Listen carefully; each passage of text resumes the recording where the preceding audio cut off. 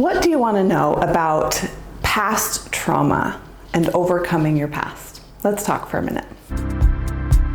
Okay, so people who work with me know that I firmly believe that anything is possible.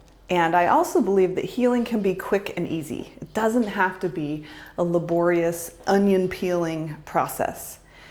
And in the midst of all that, I want to make sure that I don't discount the reality that we have things that happen that create triggers, that create trauma, that create a responsiveness of fear. And that at the core of all trauma, of all past things, of all of our triggers that come up again and again, at the core of it is simply fear. And that is very real. And that fear can be anything. It can be from violent acts that were witnessed or received. It can also be from the fear of not belonging. It can be from being rejected. It can be from our perception of being neglected as a child. And whether that was even happening or not happening, or it doesn't even matter, it's our own experience. And I want to take a minute to say, your feelings are real. Like, you are seen, you are heard. And there is always healing possible. And so for a minute, I just want to sit in that with you. I want to sit in that space and say, it is very real to have these things. Recognize that all it is fear. And that fear is actually your brain trained to protect you.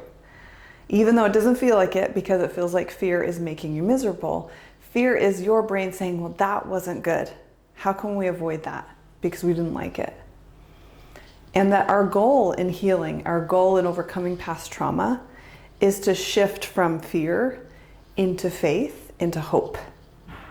And from that hope, we shift into joy and gratitude and abundance, even if we haven't solved all the potential threats to our life. And so stay tuned. Please start asking questions. Please let your voice be heard.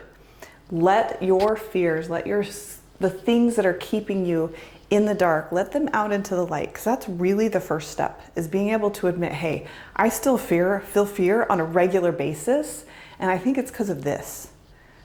And being able to talk about it is step one.